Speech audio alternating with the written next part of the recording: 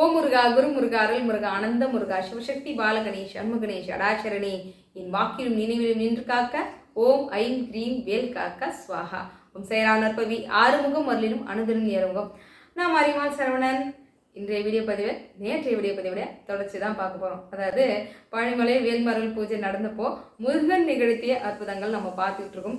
அதன் வரிசையில் நம்முடைய வேல்மாறல் பூஜைக்கு கிடைத்த மிகப்பெரிய ஒரு வெற்றி குருவருளோடு சேர்ந்து கிடைத்த திருவருள் அப்படின்னு சொல்லலாம். பாபாவுடைய அற்புத தரிசனம், அது மட்டுமா கனகமட்டி நிகழ்த்திய அற்புதம் பார்த்தீங்க அப்படின்னா கண் கலங்காதவங்களே கண்டிப்பாக இருக்க மாட்டீங்க. அப்படி ஒரு பேரற்புதத்தை நம்ம கனகமட்டி ஐயா சத்குரு கொடுத்துருக்காரு. இது எல்லாம் தான் இந்த பதிவில் நம்ம பார்க்க போகிறோம். வாங்க இப்போ நம்ம வீடியோ பதிவுக்குள்ளே போயிடலாம். இதே சமயம் ஐயாவோட அருளை நீங்கள் பரிபூர்ணமாக உணர்ந்தீங்க அப்படின்னா வீடியோ பதிவுக்கு ஒரு லைக் பண்ணி தெரிஞ்சவங்களுக்கு ஷேர் பண்ணுங்கள். நேற்று நான் சொன்னது போலவே பூஜை நல்லபடியாக நடந்து முடிஞ்சாலும் கூட அந்த ஒரு குழந்தை ஒன்று வந்திருந்தாங்கன்னு சொன்னேன் இல்லையா. அந்த குழந்தை பார்த்தீங்கன்னா அங்கே யாரும் எதிர்பார்க்கவே இல்லை. அழகாக முருகன் வேஷம் போட்டு வந்திருந்தாங்க. அந்த குழந்தைய பார்க்க அப்படியே குட்டி முருகப்பெருமான் எப்படி ஞானப்பழத்துக்காக கோச்சிக்கிட்டு பழனிமலைக்கு நின்னாரோ அந்த வயசுலேயே இருக்கிற மாதிரி இருந்தது அந்த குழந்தை. அவ்வளோ அழகாக சமத்தா இருந்தாங்க. அந்த பாப்பாவோட பேர் என்னன்னு கேட்டால் சாய்ராம் அப்படின்னு சொன்னாங்க. எனக்கு பாபா அப்படியே முருகர் வேஷம் போட்டு நின்னா மாதிரி இருந்தது. முக்கியமாக இன்னொரு விஷயம் சொல்கிறேன் கேளுங்க. அங்கே நாங்கள் சாமியெல்லாம் அலங்காரம் பண்ணியிருந்தோம்ல, மேலே ஒரு கண்ணாடி இருந்துச்சு இல்லையா, அந்த கண்ணாடியில் பாபாவுடைய உருவம் தெரிஞ்சிருக்கு. பாம்பனையா காட்சி கொடுத்துருக்காரு, முருகப்பெருமான் காட்சி கொடுத்துருக்காரு. பல பேர் அதை சொன்னாங்க. நான் கண் கூட உணர்ந்தேன், எண்ணி அறியாமல் கண்ணீர் மல்க நான் ஐயாவை பார்த்தேன் அப்படின்னு பல பேர் சொன்னாங்க. அது மட்டுமா பூ விழுந்தபடியாகவே இருந்தது. நம்ம வீடியோ பதிவில் அந்த அளவுக்கு நம்ம லைவ் போடாதனால அதெல்லாம் நம்ம பார்க்க முடியாமல் போயிடுச்சு. ஆனால் பக்கத்தில் இருந்தவங்க எல்லாருமே பாபா கிட்ட இருந்து பூ விழுந்துட்டு இருந்தது, வேலவர்கிட்ட இருந்து பூ விழுந்துட்டு இருந்தது, வேல்மாறல் சொன்ன உடனே பூ விழுந்தது. இதெல்லாம் தாண்டி அந்த குட்டி பாப்பா கிட்ட நான் கேட்டேன், பாப்பா உனக்கு என்ன பிடிச்சிருக்கு எடுத்துக்கோ அப்படின்னா நேராக கொண்டு அந்த மாம்பழம் தான் எடுத்துச்சு. என் மாம்பழம் தான் எனக்கு பிடிச்சிருக்கு அப்படின்னு சொன்னார். அப்புறம் இந்த கலசம் வச்சுருந்தோம் இல்லையா, அது கொடுக்கக்கூடிய அந்த சகோதரிகள் பார்த்தீங்கன்னா கரெக்டாக 11 பேர் கொடுத்துருந்தாங்க. அந்த 11 பேருமே குலுக்கல் முறையில் போட்டதுமே அந்த குட்டி பாப்பா தான் எடுத்திருந்தாங்க. உடனே எடுத்து கையில் கொடுத்தாச்சு. பார்த்தா முத்துலட்சுமின்ற பேர். அவங்க நீண்ட நாளாக குழந்தை பாக்கியம் இல்லாமல் இருந்திருந்தவங்க. மீதி இருந்த எல்லாருக்காகவும் வேண்டிக்கிட்டோம். பதிவு பார்க்குறவங்களுக்காகவுமே வேண்டிக்கிட்டோம். நிறைய பேரோட கூட்டு பிரார்த்தனைகள் அங்கே நாங்கள் சொல்லி வேண்டிக்கிட்டோம். முக்கியமாக அந்த சகோதரி எனக்கு ஒரு பிறந்த நாள் பரிசு கொடுத்தாங்க. என்ன தெரியுமா கொடுத்தாங்க? அதாவது இது வரைக்கும் யாரும் இப்படி ஒரு பரிசு யாருக்கும் கொடுத்துருக்க மாட்டாங்க. அதாவது திருப்பரங்குன்ற கோவில் இருக்குல்ல, அந்த கோவிலுடைய மண்ணு கொடுத்தாங்க எனக்கு. ஆமாம், அதாவது அங்கே இருக்கக்கூடிய முருகன் என்னை கேட்குறாரு, என்னென்னா இங்கே வேல்மாறல் பூஜை எப்போ நீ செய்ய போகிற அப்படின்னு முருகன் கேட்குற மாதிரி ஒரு லெட்டர் ஒன்று எழுதி திருப்பரங்குன்ற கோவிலோட பிரசாதம், சிவபெருமானுடைய வில்வ பிரசாதம், அதோட திருப்பரங்குன்றத்துடைய மண்ணையுமே எனக்கு அனுப்பிச்சு இந்த மாதிரி ஒரு பிறந்தநாள் பரிசு கொடுத்தாங்க. அந்த சகோதரிக்கு தான் கலசமானதே போயிடுச்சுங்க. முருகன் ஏதோ ஒரு வகையில் ஒரு விஷயத்த உணர்த்துறாரு. நமக்கு காலம்தான் அதுக்கு பதில் சொல்லும் அப்படின்னு சொல்லலாம். அந்த குழந்தை என் காதில் ஒன்று சொல்லுச்சு. என்ன அப்படின்னா, இப்போ மறுநாள் எனக்கு பிறந்த நாளாக இருந்ததா, எனக்கு முதல்ல வாழ்த்துக்கள் சொன்னது அந்த குட்டி குழந்தை தான் சொல்லிச்சு. காதில் பிறந்தநாள் வாழ்த்துக்கள் அப்படின்னு சொல்லிச்சு. நிறைய பேர் என்னை வாழ்த்து சொல்லியிருந்தாங்க, அவங்களுடைய அன்பு பரிசுகள் கொடுத்துருந்தாங்க. எல்லாருக்கும் என்னுடைய மனமார்ந்த நன்றிகளை நான் தெரிவிச்சுக்கிறேன். அதுக்கப்புறம் அந்த குட்டி பையன் காதில் ஏதோ சொல்லிகிட்டே இருந்தான். என்னடான்னு கேட்டான். பஸ்ஸுக்கு நேரம் ஆயிடுச்சு, சீக்கிரமா என்ன அனுப்புங்க அப்படின்னு சொன்னான். அப்படியாப்பா அப்படின்னு சொல்லி அவருக்கு பிரசாதங்கள்லாம் கொடுத்து சாக்லேட்லாம் கொடுத்து அவர்கிட்ட ஒரு செல்ஃபி ஒன்று எடுத்துக்கிட்டு அழகாக அவங்கள டாடா பாய் சொல்லி அனுப்பிச்சிருந்தோம். அந்த நேரத்துக்கு நாங்கள் எதிர்பார்க்கவே இல்லை, முருகர் வேடம் போட்டு அந்த குட்டி பாப்பா அங்கே வருவாங்க அப்படின்னு நாங்கள் கொஞ்சம் கூட எதிர்பார்க்கவே இல்லை. அதுக்கப்புறம் பூஜையெல்லாம் நல்லபடியாக நிறைவாக முடிஞ்சிருச்சு. நாங்கள் அங்கேருந்து கிளம்பக்கூடிய அந்த டைமிங் வந்துச்சு. அந்த வண்டி டைம் எடுத்துட்டோம். அதனால நாங்கள் கிளம்பிட்டோம். நான் கிளம்புன உடனே என்னென்னா கனகமட்டி போய் ஐயாவுக்கு ஒரு நன்றி சொல்லிட்டு போகணும் அப்படின்றதுனால நாங்கள் அங்கேருந்து கிளம்பியாச்சுங்க. கிளம்பி நேராக கனகமட்டி ஐயா கோயிலுக்கு போகிறோம். ஒரு நன்றி சொல்லிவிட்டு நம்ம அங்கேருந்து கிளம்பணும் அப்படின்னு சொல்லி போனோம். போகும்போது பார்த்திங்கன்னா மயில் பார்க்குறேன். அதாவது மயில் பார்க்காத ஒரு குறைய கனகமட்டி போனதை தீர்ந்துருச்சுன்னு சொல்லலாம். அழகாக மயில் பார்த்துட்டு நாங்கள் கோவிலுக்கு போயிட்டோங்க. கோவிலுக்கு போகிறோம். கரெக்டாக 5:55 நேரம், சரியாக 5:55. நாங்கள் இது பிளான் பண்ணியோ எதுவுமே நாங்கள் பண்ணல. இங்கே பூஜை முடிஞ்ச கையோடு நேராக வண்டி எடுக்கிறோம். கரெக்டாக அங்கே போய் நிற்கிறோம். சாமியை பார்க்கலான்னு ஐயாவை பார்க்கலான்னு உள்ளே போய் நிற்கிறோம். கரெக்டாக 5:55. எல்லாரும் அப்படியே அமருங்க, உட்காருங்க அப்படின்னு சொல்கிறாங்க. என்னன்னா 6 மணிக்கு சரியாக ஆரத்தி எடுக்கிறாங்க. யாரும் மறந்துடாதீங்க, இந்த நேரத்தெல்லாம் மிஸ் பண்ணிடாதீங்க, அதுக்காக தான் சொல்கிறேன். 6 மணி ஆக போது, 6 மணிக்கு ஆரத்தி எடுக்க போகிறாங்க அப்படின்னு சொல்கிறாங்க. நாங்கள் உள்ளே போயாச்சுங்க. உள்ளே போய் இந்த பக்கமாக கொஞ்சம் காலியாக இருந்தது. அதனால் நான் என்னோட நித்யாக்கா வந்திருந்தாங்க, அவங்களாம் உள்ளே போயிட்டோம். உள்ளே போய் அமர்ந்துட்டோம். அமர்ந்ததுலேருந்து என் மனசில் ஒரு கேள்வி ஒன்று ஓடிட்டே இருக்குது. என்னென்னா, ஐயா நீங்கள் ஏன் ஐயா எனக்கு ஒரு பூ கூட தரல அப்படின்னு கேள்வி. என்னன்னா, முதல் முறையாக நான் போனேன் இல்லையா, பழனியில் வேல்மர பூஜை செய்யறதுக்கு உத்தரவு கேட்கணும் போகும்போது ஐயாவை தான் முதல்ல போய் பார்த்தேன். பார்த்ததும் அவர்கிட்ட தான் இந்த கோரிக்கை வச்சேன். எனக்கு இங்கே பழனிமலையில் வேல்மரல் பூஜை செய்யறதுக்கு எந்த விதமான தடைகள் இல்லாமல் நான் நல்லபடியாக செய்து முடிக்க நீங்கள் தான் அருள் புரியணும் குருவே அப்படின்னு நம்ம கனகம்பட்டி ஐயாவை வேண்டிக்கிட்டு, அப்போ நான் அன்றைக்கி கேட்டேன், ஐயா எனக்கு ஒரே ஒரு பூ கொடுங்க, எனக்கு ஒரு பூ கொடுத்துட்டிங்கன்னா நான் எல்லாம் நல்லபடியாக நடக்கும், நான் வந்து புரிஞ்சுப்பேன் அப்படின்னு சொல்லி கேட்டால், அப்போ எனக்கு யாருமே எங்கேருந்து ஒரு பூ கூட எனக்கு கிடைக்கவே இல்லை. அப்போது மனசுக்குள்ளே வந்து அந்த வருத்தம் இருந்துகிட்டே இருந்தது.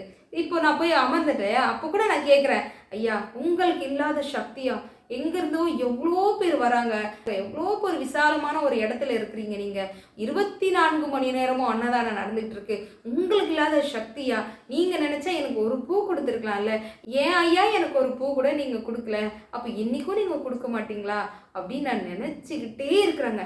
அடுத்த கணமே நடந்தது தான் பாருங்க, அதிசயத்திலே அதிசயம். எனக்கு முன்னாடி ஒரு 4 பேர் இருக்காங்க, நான் அமர்ந்திருக்கிறேன். திடீர்னு ஒருத்தர் ஐயா அந்த பூஜைகள்லாம் நடக்க போகுது, அதாவது ஆரத்தி எடுக்கிறதுக்குண்டான வேலைகள்லாம் நடந்துக்கிட்டு இருக்கு. திடீர்னு உள்ளே இருந்து ஒருத்தர் வராரு. வரும்போது கையில் மாலையோட, பன்னீர் ரோஸ் மாலையோடு வராரு. எல்லாருடைய பார்வையும் அவர் மேலே தான் இருக்குது. ஏன்னா யார்கிட்ட அவர் கொடுக்க போகிறாருன்னு எங்களுக்கு தெரியாது. அப்படியே கொண்டு வந்த ஒரு நேரம் என் மடியில் கொடுப்பாரா. இப்போ நினச்சா கூட எனக்கு அப்படியே உடம்பெல்லாம் சிலருக்குதுங்க. உண்மையாக சொல்கிறேங்க, நான் மனசில் இதை தான் ஓடிட்டு இருக்கு. எனக்கு என்னென்னா, பூஜை முடிஞ்சதுக்கப்புறம் அந்த மாலை கிடைச்சிருந்தா இவ்வளோ சந்தோஷமாக இருந்திருக்குமான்னு எனக்கு தெரியல. இல்லை அதுக்கப்புறமா கிடைச்சா எனக்கு சொல்ல தெரியல எனக்கு.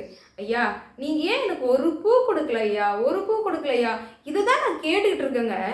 அவர் வந்த ஒரு கை நிறைய மாலைங்க, 6 அடி உயரம் மாலை, பன்னீர் ரோஸ் மாலைங்க. வந்து ஒரு நேரடியாக கொண்டு இந்தா மாலையை கேட்குற, இந்தா சாமி வச்சுக்கோ, நீ பூஜை முடிச்சுட்டு வந்தா கொடுக்கலான்னு வச்சிருந்தேன் அப்படின்னு சொன்ன மாதிரி இருந்தது. அந்த பொக்கிஷத்தை வாங்கி என் கையில் வச்சு மாரோடு அணைச்சிக்கிட்டு அழறேன். என்னால் அழுகையை கண்ட்ரோல் பண்ணவே முடியல. அப்படி ஒரு அழுகை. அதுக்கப்புறம் தான் எனக்கு ஒரு விஷயம் தெரிஞ்சுது, அவர்கிட்ட இருந்து அவ்வளோ லேஸில் மாலை கிடைச்சிடாது. எவ்வளோ பேர் முட்டி மோதி அழுவாங்க, ஒரு மாலை கொடுக்க மாட்டீங்களான்னு சொல்லி கேட்டு கெஞ்சுவாங்களாம், ஆனால் கொடுக்க மாட்டாங்களாம். ஏன்னா ஐயாவோட உத்தரவு இருந்தால் தான் கொடுப்பாங்களாம். அப்போது அந்த நேரத்தில் அவர் யார் என்னன்னே எனக்கு தெரியல. திடீர்னு அவ்வளோ பேர், கிட்டத்தட்ட 300 பேர் இருக்காங்க, ஒருத்தர் 2 பேர் இல்லை, 300 பேர். ஏன்னா ஆரத்தி இப்போ எடுக்க போகிறாங்க. அவ்வளோ பேர் மத்தியில் அந்த மாலை கொண்டு வந்து என் கையில் கொடுக்குறாங்க. எல்லாரோடைய பார்வை என் மேலே இருக்குது. நான் அழறேன், அப்படி அழறேன். அந்த ஒரு நேரம், அந்த ஒரு நிமிஷம் இன்னமும் நினச்சேன்னா எனக்கு கண்ணு கலங்குது. அப்போ தான் எனக்கு புரிய வந்துச்சு. ஏன்னா அங்கே வேல்மரல் பூஜை போங்க, எல்லாம் முடிஞ்சிருச்சு. நான் எனக்குன்னு எங்கேயும் எதையுமே எடுத்துகிட்டு வரலைங்க. எல்லாமே அங்கே வச்ச பிரசாதங்கள் உள்பட எல்லாருக்கும் எல்லாத்தையும் நம்ம வந்து எடுத்து கொடுத்தாச்சு. ஐயனுடைய பிரசாதம்னு ஒரே ஒரு மாம்பழம் என்னோடய மாமியாருக்காக நான் கொண்டு வந்தேன். மற்றபடி ஒரு பூ கூட நான் கொண்டு வரல. ஏன்னா எல்லாருக்கும் அங்கே தான் இருக்கிறாங்க, வந்து போயிருக்காங்க, எவ்வளோ பேர் உதவி செய்தாங்கன்னு எல்லாருக்கும் எல்லா பூ எல்லாத்தையுமே அப்படியே எடுத்து கொடுத்துட்டு வந்துட்டேன் நான். அப்போ மனசில் தோணுது என்னென்னா, பூஜை எல்லாம் நிறைவாக முடிச்சு எல்லாருக்கும் எல்லாத்தையும் கொடுத்துட்டு என் கையில் எதுவுமே இல்லையே, இந்தா வச்சுக்கோ அப்படின்னு சொல்லி கொடுத்தா மாதிரி இருந்தது. அந்த ஒரு நிமிஷம் தான் கனகம்பட்டி ஐயாவுடைய அந்த அருளை வந்து என்னால் முழுசாக உணர முடிஞ்சுது. இவ்வளோ பேருமே லட்சக்கணக்கான மக்கள் வந்து அங்கே ஓடி உழறதுக்கு உண்டான காரணம் என்ன அப்படின்னு என்னால் உணர முடிஞ்சுது.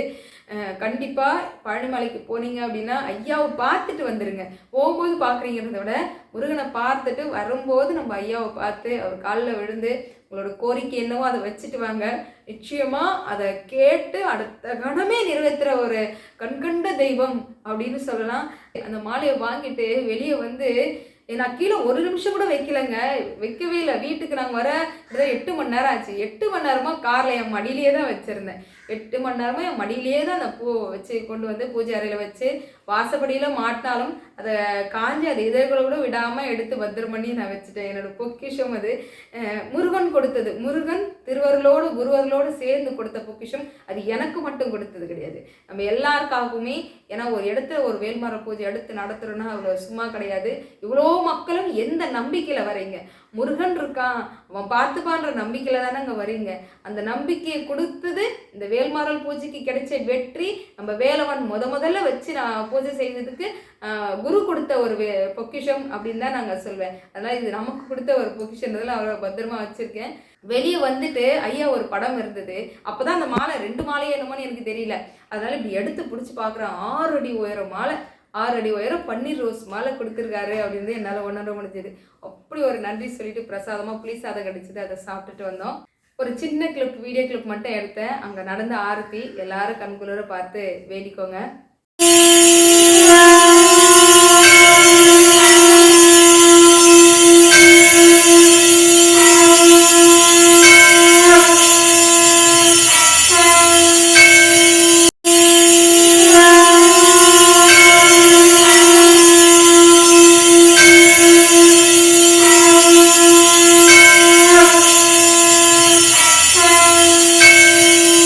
ஐயா சத்குருவை மனசார வேண்டிக்கோங்க, எல்லாம் நல்லதே நடக்கும். இந்த ஃபோட்டோ அதுக்கப்புறம் ஒரு வீடியோ வரும் பாருங்கள், இதெல்லாம் நான் எடுக்கவே இல்லை. ஒரு சகோதரி பார்த்துருக்காங்க போல், அங்கேருந்து எனக்கு அந்த நேரத்துக்கு அனுப்பிச்சிருந்தாங்க. அதாவது ஐயா அப்படியே ரியலாக நம்மக்கிட்ட வந்து நிற்கிற மாதிரி, உட்காந்துட்டு இருக்கிற மாதிரி. தபோவனம் அப்படின்னு நம்ம கனகம்பட்டி கோவிலுக்கு உள்ளே போகிறோம் இல்லையா, போகிறதுக்கு முன்னாடி 1 கிலோமீட்டருக்கு முன்னாடியே இந்த தபோவனம் அப்படின்னு வந்து பெரிய போர்டு போட்டு இருக்குங்க. வாய்ப்பு இருக்கிறவங்க உள்ளே போங்க, உள்ளே போய் ஐயாவை பாருங்கள். அப்படியே ரியலாக ஐயா வந்து அமர்ந்து நமக்கு ஆசி வழங்குற மாதிரி இருக்குது அப்படின்னு சகோதரி சொல்லியிருந்தாங்க. நாங்கள் போக முடியாத ஒரு சூழ்நிலை, போகலை. இதுக்கப்புறம் நீங்கள் யாராவது போகிறீங்கன்னா கண்டிப்பாக இப்போ ஐயாவை பார்த்துட்டு வாங்க. அந்த வீடியோ கிளிப்பும் அதனால தான் உங்களுக்கு அப்படியே கொடுத்துருக்கேன் நான். எல்லாமே குருவின் செயலுங்க. 11வது முறையாக வேல்மாறல் பூஜை சிறப்பாக நம்ம நடத்தி முடிச்சிட்டோம். 12வது முறையாக வேல்மாறல் பூஜை எங்கே நடைபெற போகுது அப்படின்றத கூடிய விரைவில் வந்து நான் உங்களுக்கு தெரியப்படுத்துகிறேன் அப்படின்றத வந்து அன்போடு தெரிவிச்சுக்கிறேன். அடுத்தடுத்த இடங்களில் வேல்மாறல் பூஜையானது நடைபெறும் ஐயனோட அருளால் அப்படின்றதையும் நான் வந்து தெரிவிச்சுக்கிறேங்க. இந்த பதிவுகளை இவ்வளோ நேரம் பொறுமையாக பார்த்துருந்த எல்லாருக்கும் மனமார்ந்த நன்றிகளை தெரிவிச்சுக்கிறேன். மீண்டும் ஒரு அற்புதமான பதிவில் வந்து நான் உங்களை சந்திக்கிறேன். வேல்வேல் வெற்றிவேல், வேல்வேல் வெற்றிவேல், சுற்றி வந்து நம்மை காக்கும் சுப்பிரமணிய வேல். சத்தியமாவது சரவணபவே. ஓம் சாய்ராம்.